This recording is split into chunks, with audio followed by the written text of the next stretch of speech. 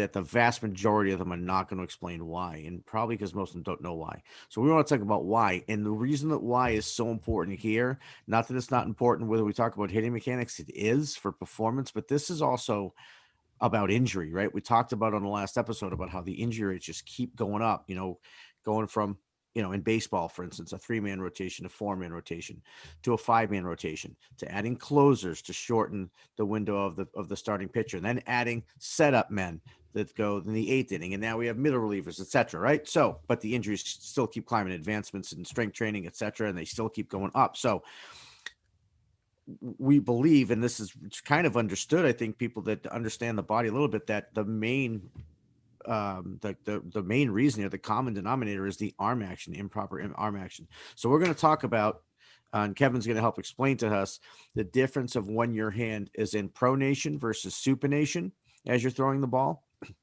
But before we get into that, I want Kevin, if you could explain a little bit the 2 degree to 3 degree rule, right? With the shoulder blade. Mm-hmm. That's something that I learned from you just recently. It was probably inside of this year. Sure. Could you explain that law? Sure. So the law, not Kevin McGovern's law, kinesiology, and it depends what book that you will read, but it's the scapulothoracic rhythm. Okay. So that's okay.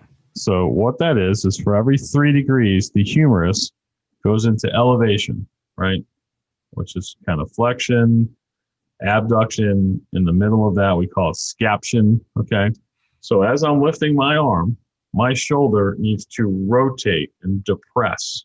Okay. So it kind of turns, but the middle part of it depresses. So it's sort of like, and I will pull this up on my screen. It's sort of like shoulder needs to like turn, like you're turning a steering wheel. Okay. Counterclockwise. Yeah. At any point of that, if we lift, right, we have our upper trap come involved. That means we're banging our shoulder up against the top of this, where our collarbone and our, let's call the acromion of our shoulder blade meet. And that is what we call an impingement. Okay. And that is not good. Okay. So for every, I just want to make sure I have this right. So for every 3 degrees the arm moves, the scap has to move 2 degrees. Is that correct? It should rotate. Yeah. It's almost like think of being on a seesaw, and we want the fat guy on the shoulder blade side and the skinny guy on the thumb side. Okay. Gotcha.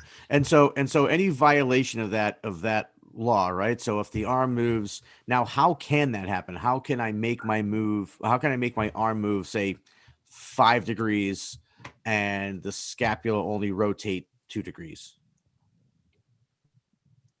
Like, how do I isolate my arm that much? So that's probably a good. So I would take it. I'm not sure if that's ever even possible, but that's what I'm saying. So let's talk about violating it. That's it. That's what I mean. All right. So let's talk about violating that movement. Right. So what I call, and I have got a Alexa at my office. So when I see the violation, I say, Alexa, play the chicken dance. Okay. This thing, right? So if we go into straight abduction, right? Okay, which, like, we're out here, right? Where it's completely non-athletic. There's nothing that we do out in the T position that we're taught. Yeah. Okay, just hold your arms there for like 5 seconds. There's nothing athletic about this movement. Okay, if someone charged at me, I'm dead. Okay, there's nothing athletic. This is straight on. There is no rotation of the shoulder blade. All right. What happens is that supraspinatus, again, pulls the humerus back in. We just rotate in straight abduction, and we are right bone on tendon. This is bone on tendon. This movement here, in my opinion, is responsible for billions of dollars of shoulder injuries. And if we're talking about pitchers who've on the professional level, gazillions of dollars. Because for people listening, just Kevin has his arms straight out to his side. You're talking arms out to the side in the quote unquote T position, right? Yes. Okay. Oh yeah. Sorry for those watching live. We had a little problem. The podcast ended, and now it's restarted on YouTube. Oh.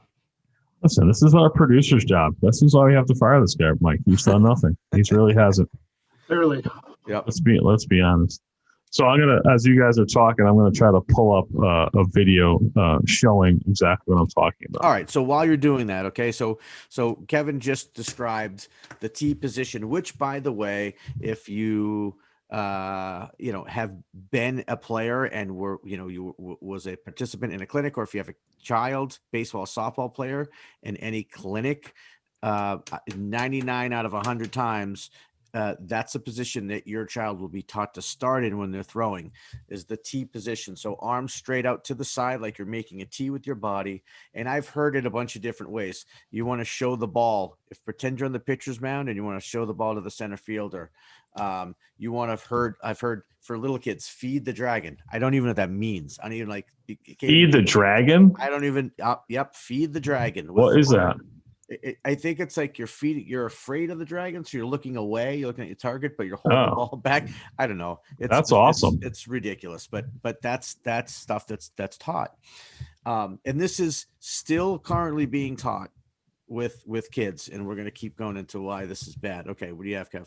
So I think I've got this up on my screen now. So this is one of my game tests. This is a shoulder coordination test, and let me back this up. So what I'm looking for here, okay, is, her hands. So here's what I know you're going to want to talk about this in a second, but let me rewind this so you can see. Her hands right now are in supination. Okay. Right. Her so palms are facing the wall of my clinic, right? And we're going to talk about the difference between pronation, which is I call nuts or crazy, and supination. All right. So I'm not going to put someone in pronation, and we'll get to that in a second. But so here I'm looking for, as this, hopefully you can see my cursor here, as her arms come out, I'm looking for this shoulder to depress.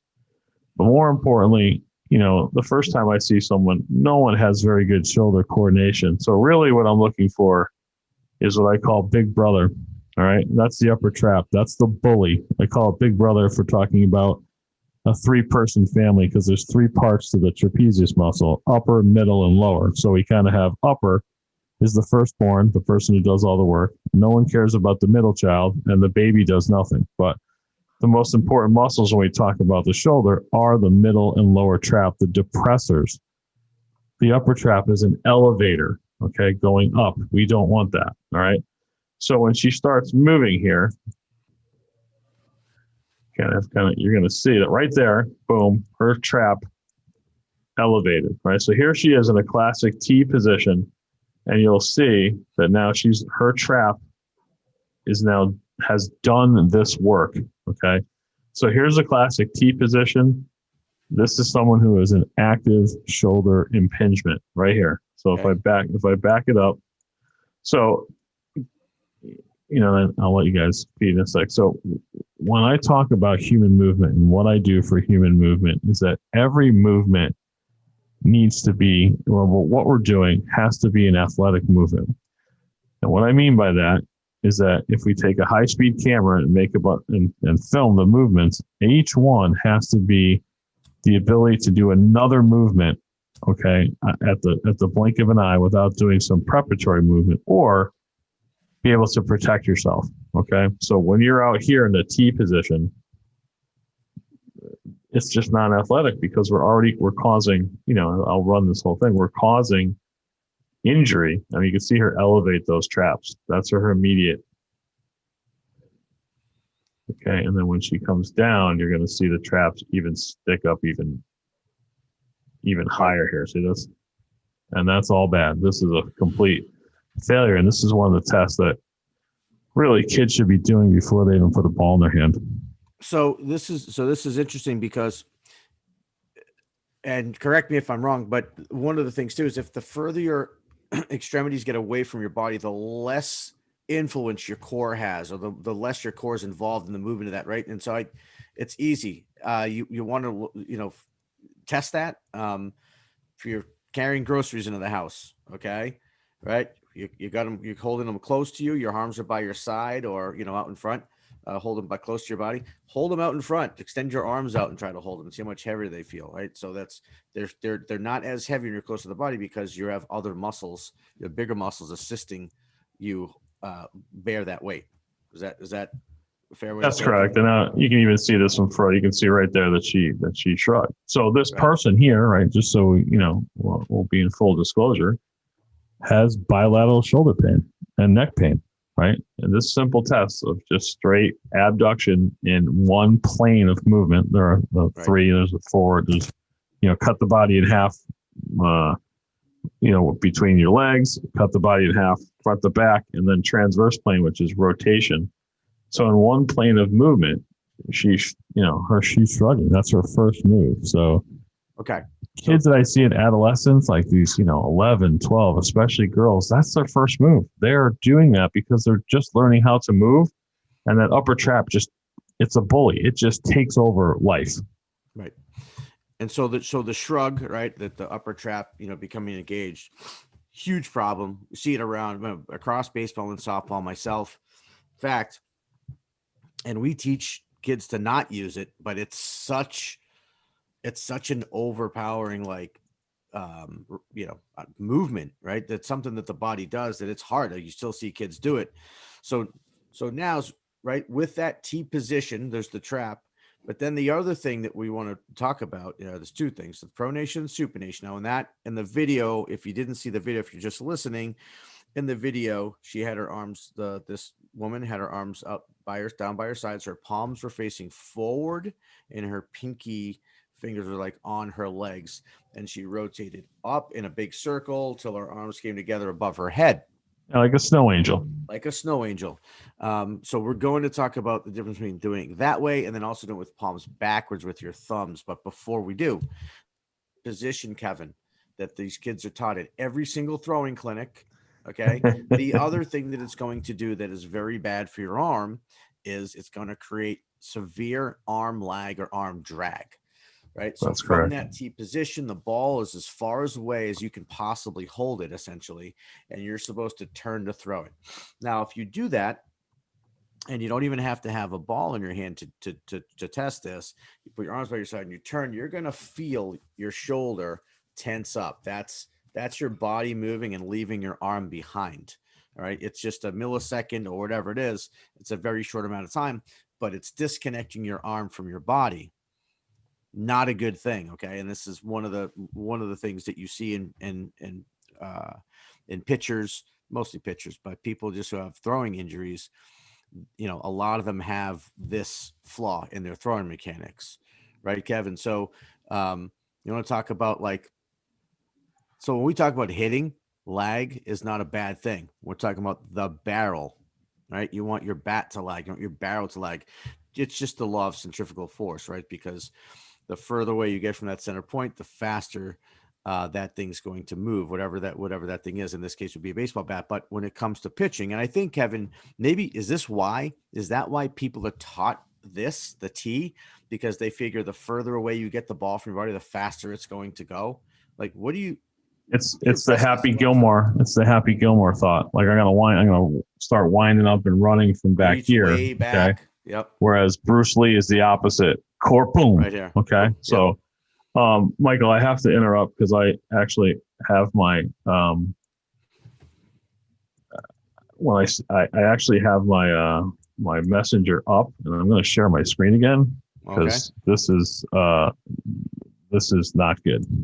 Okay. Yep. So I just got a video of a person who is my, I guess it's okay since Dad is on, like person who is a client of mine, who's a patient of mine. All right. And I'm just going to show you something that is literally has zero purpose in this game, has zero purpose, period. Okay. If you can see my screen, this is a heavy ball with a person I know doesn't even have close to the shoulder. She's a shrugger. Okay. That's one thing I'm working on. Okay. So here is now. This is my daughter. That's your daughter throwing the heavy ball? No, I said, as is my daughter. My daughter's a shrugger too. So here's a heavy ball being thrown. Can you see this on the screen? Yes. Yep. Okay. So right here, let's stop this. So let's just talk about this. And this guy apparently is making tens of thousands of dollars. Okay. Okay, this is why you don't go to someone who got their personal training degree online, or who got sunflower seeds from. And hopefully you can hear my voice how angry I am at this. Mhm. Okay, this video has no purpose in the game. This exercise has no purpose in the game. This is absolutely what we do not want to do. Okay, so just for those, as we're getting into the NFC and AFC championship games, okay, just what do they talk about in football? Okay, oh, the pass was short, right? Why? He threw off his back foot. All right, that's number one. You have to get off of your back leg. This, I can't even, I have to stop. I can't watch this. I'm sorry. Okay. So I mean, for Jason, for I'm sorry. That's horrible. That's criminal. So for people who are just listening and not watching, so this is and you know, it's not a big deal. It's 10. I'm not going to mention who the person is, but this is that's it's a 10 or horrific. 11. It's a 10 or 11-year-old softball player. Okay, 10 or 11 years old, and I'm not sure what you call that. I've seen that drill done a bunch of times, and basically what is you would be facing, you're facing forward. Actually, you're facing, if you're throwing to a partner, you would be turned away from your partner 90 degrees. Like 90 degrees, yeah. 90 degrees. Yep. You're going to reach back. You're going to keep your feet planted, rotate towards your partner, and throw in that direction. It's the exact opposite movement as how you would actually try to normally throw a ball. Like Kevin, I don't see any purpose for it either. It's like an anti-rotation. Right, because the arm and the back leg have to be married. Right. That's why we have so much. When that back leg, and this is taught, is connected to the mound, and it drags or it stays there, you're creating lag on your arm, and your arm, as you just said before the show, as I said, we want lag in golf and we want lag in baseball, because that, as we're finished rotating, that potential energy of that club or that bat being back there, bam. Okay. But we're using the bat and the golf club to create the force. When we lag, there's nothing out there but the arm. Okay. And I can tell you right now, every single ulnar collateral ligament I have ever treated in 26 years, you look at their mechanics, they have lag. That foot's down, their body is finished, and the arm is hanging back there. Okay. That drill right there promotes that, and that's criminal. Right. You're actually, that drill is actually intentionally disconnecting the back leg and the arm. Yeah, that's done by people who have no idea how to produce force, have no idea how the body works, and are literally endangering children. Yes. Well, it gets worse. Sorry if I sound angry, because that just pisses me off. Well, be prepared to be. I want this guy on the show. I want him on the show to tell me. I want Gagne. I want you to hunt him down. We know where he is. I want him on the show and let him know he better come with every single thing he has as to not, because I can just prove the one person I've seen from him. Actually, I have two. I have two girls. One has a labrum tear, and that person that we just saw would be on her way if she continued with that. So I ran my business for 26 years with this theory. One is some. So one problem is some problem we have, whether that's accounting or whatever. Two is all. So we're already at two is all. He's hurting people. So I also just found out by the way, Kevin, just for matter of fact, I'm sorry that she was 9 at the time, 9 years old. 9. So not even 10, single digits.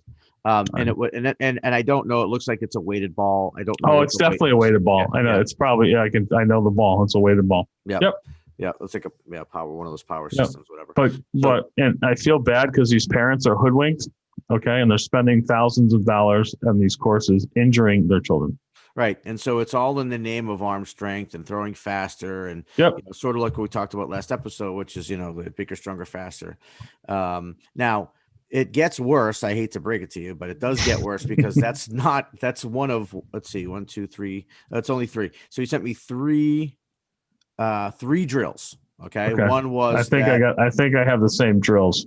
Yeah. I sent them. I sent what I had to you. One's a reverse throw with a weighted ball, and the other one is like a long toss heave with the which I've seen the reverse throws. All right. And look, I told you, we have pitching coaches that will do reverse throws. Now they do it differently. They're focused more on the core. but that's another conversation that we can get into later or another time, right? Sure, we can do that. Well, it is. It's the proper way. If you're going to do some of this stuff, there's a proper way to do it, which is really the crux of all that we're talking about.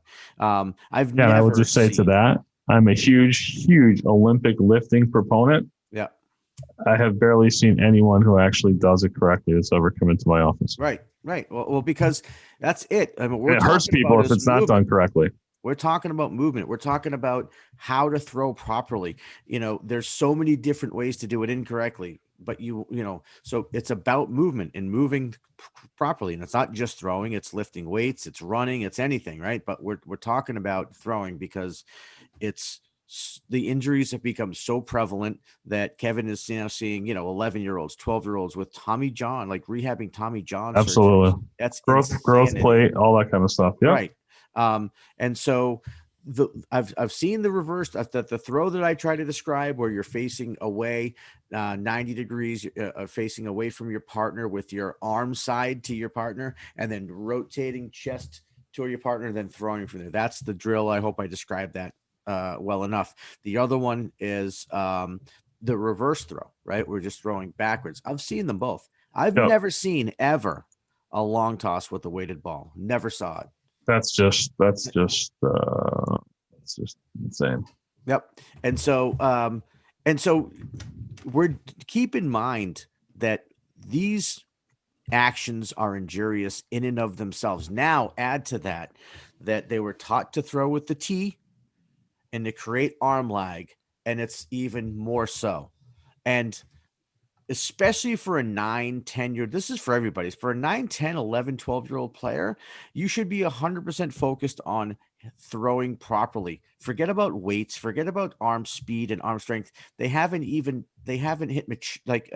adolescence yet. They haven't matured. Right. But who's teaching them how to throw properly, Michael? Nobody.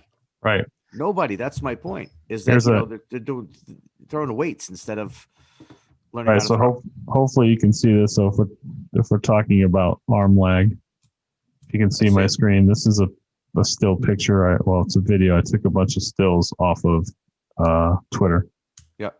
When I took this, it had over 5,000 views, over 100 retweets, and a bunch of likes. That this movement is good.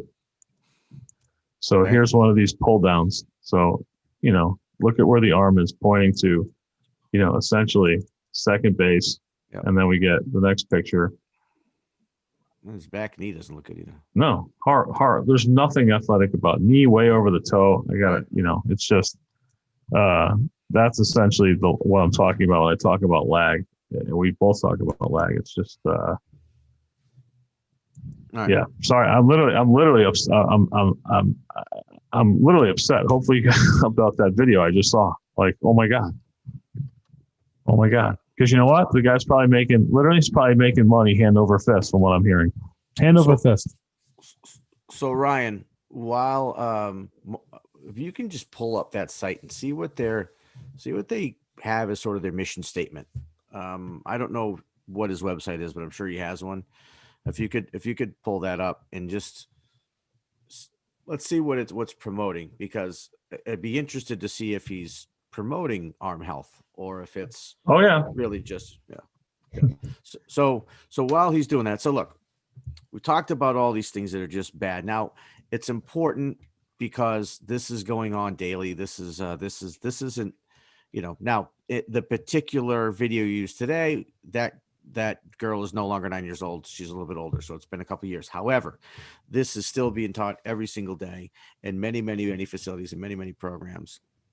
Now, if we could start to get into a little bit like what we should be doing before we do that. And again, this blew my mind when I was talking to Kevin yesterday about the Supination Pronation. Now, there's something I learned a while ago, and there was a guy who's very, very widely considered a quack in baseball now, and actually for kind of good reason. He really started going off the deep end. He did, but early Mike Marshall, early stuff. Yep. There was a lot of good things in there. He's a kinesiologist. He's a PhD in kinesiology, and one of the things that really kind of clicked with me was something called the pie throw. And I'm gonna take it back to the video that Kevin showed. And if you're just listening, again, it was a woman just standing straight up, arms down by her sides, but with her pinky palms were facing forward and pinky fingers were on the thighs, and just making a big, like Kevin said, like a snow angel. I ask everyone to do this, right? To test this. Face standing straight up, arms by your side, palms facing behind you, facing backwards with your thumbs on your thighs, and raise your arms up and see what kind of range of motion you have. And also feel the muscles that just like automatically engage your trap muscles. You'll see that your range of motion is very limited. Do the exact same thing, make that snow angel, but with, as the woman in the video is doing, with your palm forward and pinky toe on your thigh, and you'll see the difference in the range of motion. It's night and day. I mean, it couldn't be more night and day. Now, the difference, as Kevin was explaining to me here, was one is in pronation and one is in supination. So Kev, can you talk a little bit about, like, we've sort of been touching on it, but that pronation, why does that happen? What is up with this? Why? Yeah, so this goes back. So there's a couple of movement patterns of the body that are ingrained in the brain. Okay. The first is the flexion pattern of the body, and that what I call caveman level. Yeah. Not intelligence, just that the body goes to it. Okay. So for those listening, the flexion pattern of the body is essentially the fetal position. Okay. Right. We're shrugged. All right. Our arms are closed. We're being attacked, fight or flight. Okay. So the pronation is part of that movement. Okay. The upper trap is a huge part of that movement. And the upper trap pulls the body into pronation, just wants to be there. Now, we have to, be in pronation sometimes. I mean, kind of drive a car or whatever, but pronation produces, like the whole chicken wing, produces upper trap engagement and abduction of the shoulder, which we do not want. So another way to, for those listening, is to put your arm straight out like Frankenstein, right? You used to walk, or, straight out from the ground with your palms down to the floor. Okay. I'll move my microphone. And then just simply turn your palms up and just see what happens to your shoulders. Immediately, you're going to feel them just depress and relax. Okay. That's supination. So supination is part of the extensor part of the body. Upright, very tall, shoulders down, palms up. Okay. So when someone has a stroke, polio, you'll see that flexion part of the body. Any kind of brain injury, you'll get that spasticity in that kind of way. So the flexion pattern of the body wants to be there. It's like the bully. It just wants to be there. So if you promote the flexion pattern of the body, the T, what I just saw in that video, you're literally promoting non-athleticism, because the body doesn't want to be, I shouldn't say that, to be an athlete, you have to be opposite. Right. And that's how, literally teaching it the way that the body doesn't want to move. And so that's when it hit me. And I'm going to come back to the Mike Marshall thing.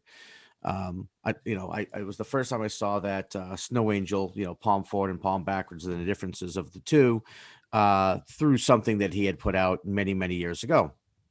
And one of the things that he did to help correct throwing patterns was he would have his students hold a baseball and he'd tell them, pretend it's a pie and throw it to your partner. And obviously, if you turn your hand over, if you pronate, then the pie is going to fall on the floor, right? So you have to keep your palm up, and it does a couple things. Look at our producer with the pie. I like that. There you go. Nice. There you go. About time he does something, right?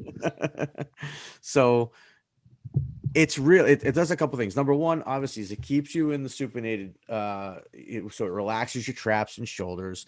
It also, once you get back to here, you can't kind of just move your arm forward. You can't isolate your arm, so it makes you move your hips and your trunk to throw the ball, and your arm comes last.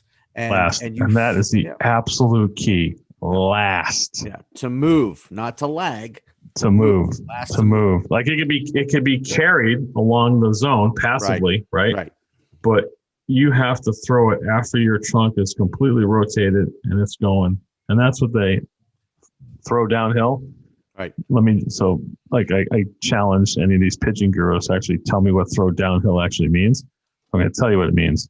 That the trunk is all finished unwinding.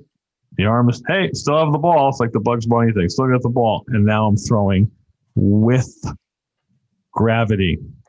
If we do anything with the arm against gravity, Sir Isaac Newton, James Andrews, Blue Cross Blue Shield, MRI Centers of America, they win. Right. Right. Okay. They win. And so here's the sort of the crux of all of it. We're taught the T position. Your palms are down. Okay. We're pronated to start. So we're in that position that the body doesn't like. And the injuries are continued to go. So we change all these things. We change, what about days of rest? How about pitches per game, pitches per week? How many innings per week, innings per season, et cetera, et cetera, et cetera. And the injuries keep going up.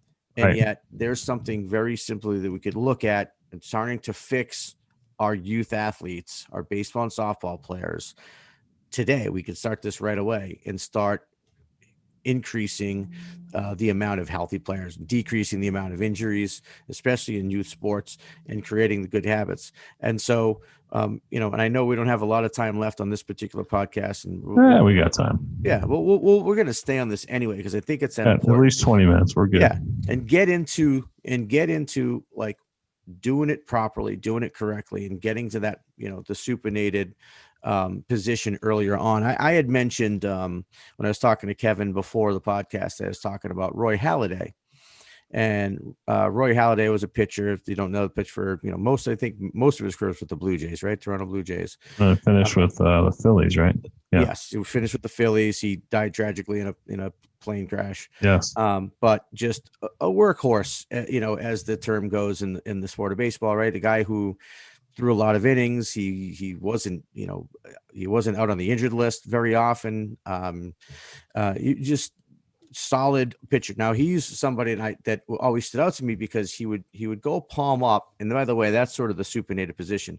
He would get into a palm up position way earlier than pretty much every other pitcher, at least someone with a name in the big leagues.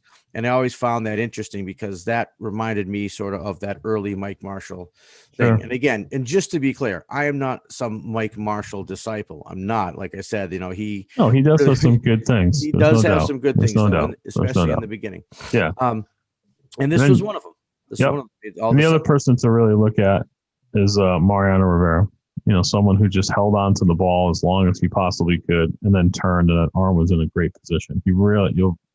You really won't see a picture of Mariano Rivera with his arm reaching back. I mean, because he kept it in his glove as long as possible. When you do that, you turn your body. Yeah. Your brain knows you got to throw it. Okay. So your arm's going to be there. All right? Right.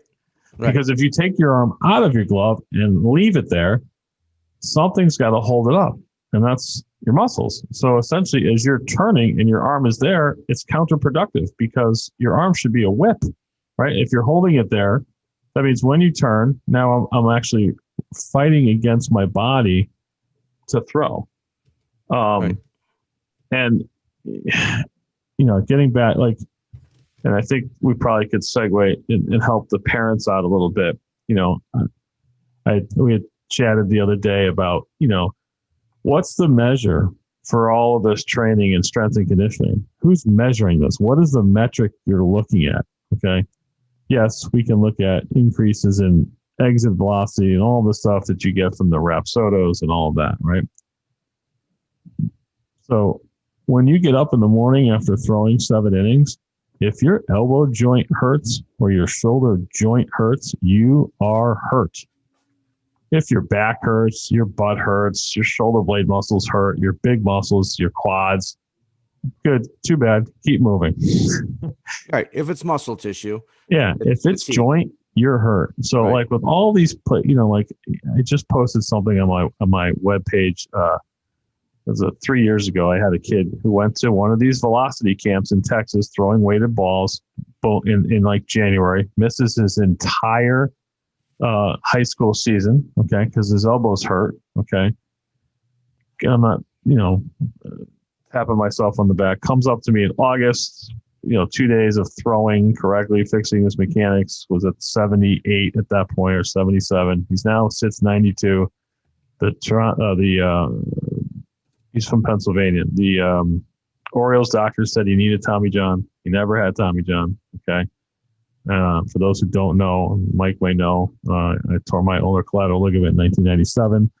I've never had Tommy John. I know I haven't pitched at any level that anyone would even think about, but I think from 1997 until I stopped playing baseball in 2015, I probably threw, 500 or 600 innings at least, okay, including a over 35 tournament in Vegas when I threw both games of a doubleheader. We've all done that, right? So there's a way to move. So, again, you go back, if you're training, you have two things: improve performance and, more importantly, stay healthy. And I'm wondering, after looking at that video, how many of these people get hurt and don't bring it back. The parents don't understand, wait a minute, she got hurt, and don't connect the dots. Right. Like, oh, well, she got hurt because she fielded the ground ball and threw. No, it wasn't that throw. It was the 7,000 other throws before that she was doing with the heavy ball. But you're gonna think that it happened at the game. That was just a straw that broke the camel's back. That's what we have to investigate. 100%. 100%. Those numbers. And by the way, before I forget, so one of the things that we touched on that I brought up last time was, NFL quarterbacks, good quarterback, high level quarterbacks, catchers. And stick with quarterback for a minute. And I'm thinking, I don't know of any quarterback that would pronate, right? I'm sure there are a few, right, that you'd see in that sort of position, but most of the good ones don't. And they don't need to get into that position. They never do. Now, the hand, by the way, we should note that the arm will pronate after release naturally, right? The arm's going to sort of pronate. That's why you see, if you ever look at a still photo, a picture of a baseball pitcher or a quarterback, post throw, the ball's in the air, you'll see their palm turned away from them. That's natural. That's your arm's going to pronate as you throw. We're talking about pronation, of course, before throw, right? Getting into the, into that launch position, whatever you call it, where the ball is behind you as you're getting ready to throw. So again, just another example of, it's an unnecessary thing. It's, I'd love to hear somebody come on here, prove it live to us, to really tell us why that is a necessary thing. What is that? You'll be waiting a long time. Yeah, I'm sure I will be. And so this is, look, I think this is all a good thing in a way, because, wow, we it's our job now to get out there and make sure that people are starting to teach this and teach this the right way, and to get rid of this old stuff with the, with the T and, and showing the ball to the center fielder. And again, it's especially with youth, it's influential kids. When you get a kid that's 9 years old, 10 years old, you can teach them how to throw really quickly. You can teach them how to swing really quickly the right way, because they don't have years and years of improper movement built into their muscle memory. And Ryan knows this. We get a kid that's 15 years old in our facility, we'll be able to help him. But if he or she doesn't already have like a good base, there's very limited what we can do. We get a kid at 12 years old. I don't care what he looks like. We can get that kid, given that he's willing to put in the work, of course, we can get that kid to be a college athlete. No question, right? We can teach it. So what do you got here, Kev? Well, this is just, we've taken abuse about, my feeling on pull downs. Here's a proper pull down. Watch the hand is last. Okay. Now you can, I think that's, what's turf, 12 feet. So yeah, we can make that 25 feet if you want, as long as we plant and we boom, throw it last with gravity downhill. Okay. But pull downs everywhere I have seen, and just like in that video, it's working on your arm. Watch this horse. He's not using his arm. He's using his body. His arm is coming along for the ride. Right. And look where his belly button is pointed, 90 degrees the other way.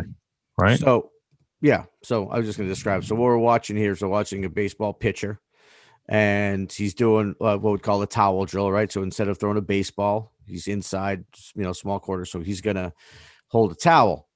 and he's stepping. He looks like he's starting. He's going right, left, throw. Right. I think. Let's see it again. Yeah, it's kind of just like Um, 1, 2, 3. Okay, so Bam. taking 2-3 steps, and then throwing full motion from the body, and then the last thing is the hands coming out and whipping the towel onto one of the looks like a pad, like a plyo box or something, or a jump box. So yeah, no, it looks very good. Looks very And you good. can see immediately the key with this, and I'll put up his pitching video. He unearths, if that's a word, his back leg. Boom, Right. it's gone. Yep. And he uses his back leg and his, see if I can stop, and his back leg, as you can see, and his arm are married, and that they have to be that way. That's how. Here's another picture of him, like just in one motion. But you look at it, his back leg comes off the ground as soon as that front leg hits the ground. Bam, back leg's off. Yeah. There's no drag, and look, and then all he's doing, and like you've seen this, he's just stepping, and he's just walking. That's it. That's simple. Throwing downhill, he'll never hurt himself that way ever. Okay. So if we talk about, I mean, I guess, do you want to? I mean, there's really no purpose I see for a heavy ball, but that would be the only way I would say that it's good, that he holds on to it as long as you can and throw. But it doesn't make any sense to use it at all. Nothing. He looks a lot like a quarterback. I mean, Yeah. like, quarterbacks, to me, a lot of the good ones now, they have the ball down by almost like what would be their front pocket if they were wearing like pants or jeans, Yep. and they comes right up and throws. Before we move forward, I want to get into our last thing, which is going to be, if you're a parent, how do you find this? How do you know who to keep your distance from, who you should be looking for in order to teach your kid, etc. Before we do that, just to go back, as Ryan had brought up a stat, put it in the chat actually here, said that Roy Halladay in his big league career averaged 183 innings That's pitched awesome. per year. Right? That's Awesome. that's good. Now, did you find the average I at that looked up- time? Yeah, The so I average found some- starter. Yeah, I found some other. I looked up some other pitchers, right? And these numbers are a bit skewed in the way that Baseball Reference has them listed out, because rather than giving you, their average innings pitched through their career, they do their 162 game average, which is a little skewed. For example, who would you think, if you're talking the last, 5-10 years, who would you think of, as a pitcher who seems to be injured quite often, or a guy that just had a Tommy John surgery recently? I mean, I know a guy who's injured a lot is 30 people. Clayton Kershaw's back is hurt a lot. Right here, you think of like Steven Strasburg, right? Oh, Strasburg's definitely. I mean, he's already been injured twice. Exactly. So he's thrown just over 1,400 innings in his 11-year career. Call it 11 years. 2020, he threw 5 innings. Yeah. So let's take that out. So 10 years, he's thrown 140 innings. 140 innings, right? So his 162 game average is actually 204 innings pitched. Yeah. But when you actually break it out over his career, it's actually only 140 innings. Yeah. Right. That's terrible. And only 1 year has he thrown over 200 innings, and it was 2014. Now, what's just for reference, like pull up Maddox and Clemens or something, just for reference. Yeah, I got Clemens here. Clemens threw 4,916 innings in his career. Right? Yeah. Yeah. He had, in his 24 years, there were 1, 2, 3, 4, 8, 9, 10, 11, 12. 15 of his 24 years in the bigs, he threw over 200 innings. That's never going to happen to any pitcher in the major leagues ever. Right? No. I can just tell you that right now. Yeah. Unless something drastically changes. Well, this will be something funny. What's his complete game total for his career? 118. Oh my God. Does it have his You won't 162 average? You won't have 118 complete games thrown in the majors in the next 5 years combined. Right. You're right. By everybody. Exactly. Right. Everybody. So what's his 162 average? Do you got that? His 160 average is 236 innings pitched. That's insane. 236 innings pitched. Yeah. Yep. And this is a guy that, I work very closely with Mike here. And this is a guy that we we talk to our pitchers all the time about having near flawless, if not flawless, mechanics. Right? Absolutely. Mhm. And so now look up someone. So there's a power But pitcher. no one right? wants to give him Look- credit. It's the steroids. Yeah. You know how many Look up people were on Maddox. steroids that were on the injured list? Yeah. Right. That was Exactly. not it. Yeah. Look up Maddox. Look up Maddox. What does he have? I'd be Greg interested. Maddux. Right. In his 1,000-year career, he actually only had 23 years. He's got one less than Clemens. 23 years. Yeah. Yep. He threw 5,008 third innings in his career.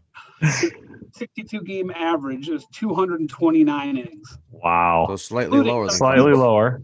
If you go from 88 to 88, oh my God, 88 to 2001, Yeah. 88 to 2001, every single year he threw over 200 innings. Wow. So this is what I don't understand about these bean Actually, counters. 2002 is the anomaly. You can actually stretch that out to 2006 because in 2002 he only threw 199 and a third. That was his only year in 15 under 200 innings, and he missed it by 2/3 of an inning.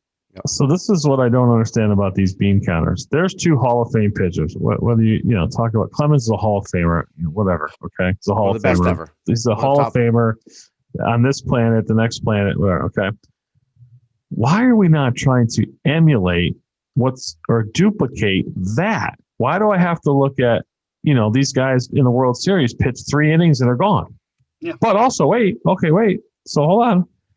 They're getting $30 million.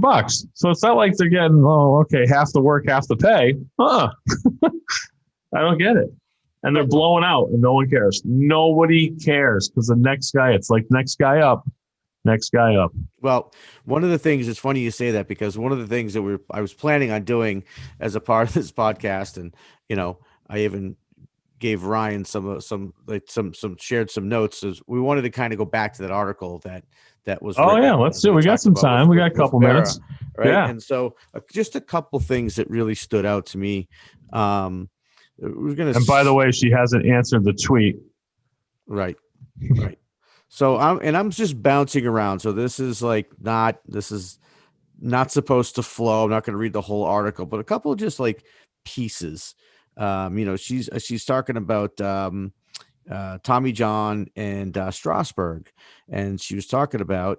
She says, but the two pitchers, as well as many others who have undergone UCL reconstruction, they both had Tommy John surgery, have one thing in common: a mechanical flaw in the timing of their deliveries that causes the arm to lag behind the rest of the body. Gee, I wonder who said that. An elbow, right? So, but and then there's lots of this, and what made me think of it was, Kevin, you just said, nobody cares, and it comes back to this. It's become. This is a quote from the article, from Berra that was, both Kevin and I were interviewed for. It's become an accepted side effect of the job. Okay, that's says George Paletta, the Cardinals' head team physician and orthopedic surgeon. That's because the surgery works. 92% of elite pitchers with reconstructed UCLs return to their prior level of competition for at least a year. Okay, now I think that's maybe just big league numbers, because I know that it's a little bit lower than that. And the sad part is the ones that don't come back are like, they're probably not even be able to play catch with their kid, which is obviously, not ideal. So I'm just sort of like, but it's just bouncing around that article as you were talking, Kevin, and mentioned that. And that's the problem, is that the big leaguers, it's a part of their yield, right? It's a part of their yield. Like they get a guy throwing 102. They don't care if he wraps it around his head. They're just going to ride him until he blows it out. Yeah, blows it out. 102 mile an hour guy, Yep. right? Or they fix it. Like you told me, until you pointed out, I never thought of it. You said, well, every team doctor, what is their specialty? Surgery. They're surgeons. Every team doctor in Major League Baseball is a surgeon. So they don't care about, doing it right. They care, they'll just fix it. But that's the major leagues. Why that's important? It trickles down, right? Stuff trickles down. And so flows down with a big waterfall. Boom. right? And so, you might see a big leaguer doing a run and gun, right? And so that, I'm going to do that with my 12-year-old. If, making it up. If Max Scherzer does that, then let's have my 12-year-old do that, right? So it does have this big flow down, as you said. It's not a trickle. You're right. It's a flow down, and so that's why you're seeing kids, I think, starting to get hurt because they're Great doing point. it, right. It's a great point. And because what did you and I do as kids, right? And all of us, we emulated right? the big we leaguers. got our wiffle ball bat. I mean, I could do probably. I remember I could do Reggie Jackson. I could do Dave Winfield. I'm a Yankee fan guy. Ron Guidry. We emulated, right? So now they're see this on YouTube. Cal Ripken stances. Yeah. Right. But of course, we were outside playing, which no one does anymore. But that's a whole other podcast. Right. But we're emulating. So now these kids go on YouTube. I mean, so I think I probably have mentioned in my practice at the end of the year, I kind of measure what's called an outcome. So an outcome is like how many visits it took or how the person got injured. It's a whole kind of stat. This year in my practice in 2000 and of course with the pandemic, okay, 91% of my caseload were injured at home or on their own doing some sort of exercise. Yeah. Yeah. No one got hit. I have a couple, guys, ACL or whatever got hit, but everyone else is a repetitive strain injury, which is pretty much most injuries have a repetitive strain component to it. Like just because you threw the ball from third base to first base and hurt your shoulder, that probably wasn't the throw that did it. That might have been the last throw that you're able, but that wasn't the throw. It's all this other stuff before that's happening. Right. That video is still bothering me. Well, we're going to see more of them because I think we want to go into a deeper dive on this as we go into the next podcast. I know we're a little over time now. Absolutely. I do want to just address this real quickly as we wrap this up because someone asked, as a parent, how do you research programs and trainers? It's a great question. That is a great question. It's a great question, and it's hard to answer because, look, I was just saying this to Kevin earlier today. I don't think there's a AAU. I'm using air quotes, AAU, saying, travel ball, that type of level of baseball. I don't think there's a program out there now, 10, 11, 12 years ago, when we started, we think we're the only ones talking about training and development as a focus, as a focal point. Now they'll all say that. Right. But do they all do it? Nope. Vast majority don't at all. Well, right? Development. The word development now doesn't mean getting better, getting a roadmap to get better. It means scouting. It means numbers. It means PBR. It means perfect game. It means numbers. What number you at? That's development. Yep. That's not development. That's a metric. Okay. So we have to get rid of the word.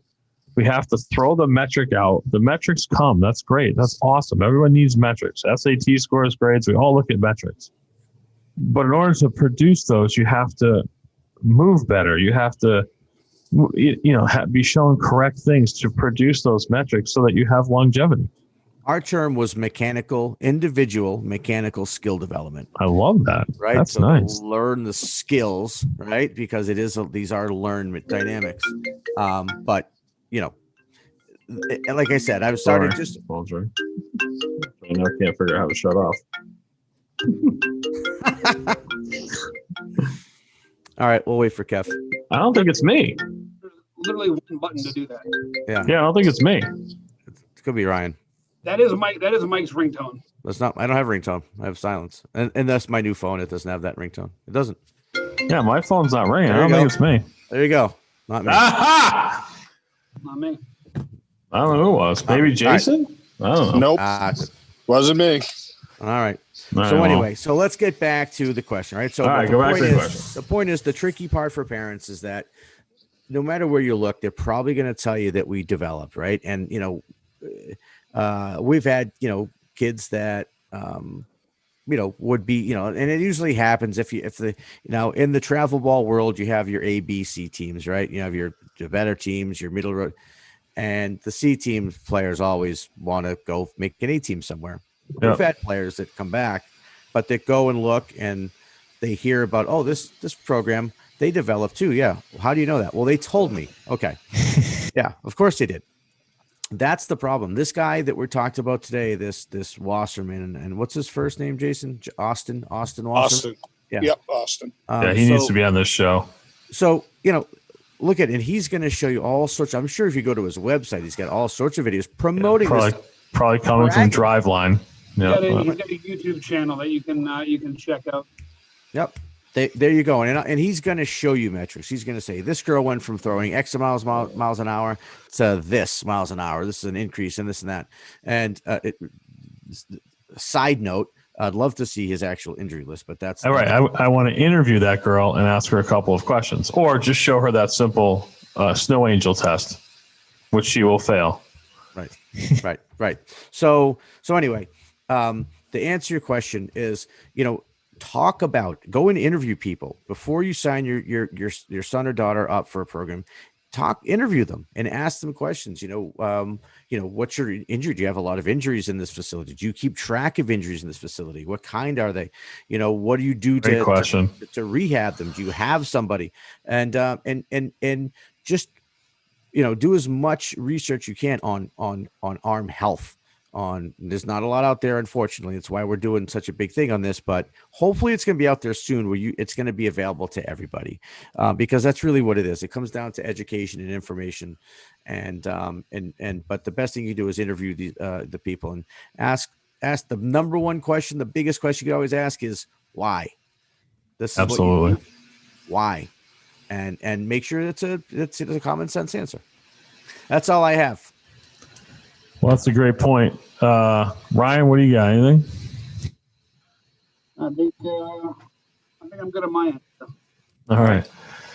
So again, you can listen to us live every Thursday. Hopefully, we are bringing content that you like. You can email the show at any time at info@proveitlive.com if there's any topic that you want us to cover. We've done a lot on baseball. We'll continue to do, but obviously there's other sports and movement plays a key. And there's always people to expose on social media. I see it every single day, which is why we're doing this show, because my job in life is to keep people healthy. And hey, thanks for listening. And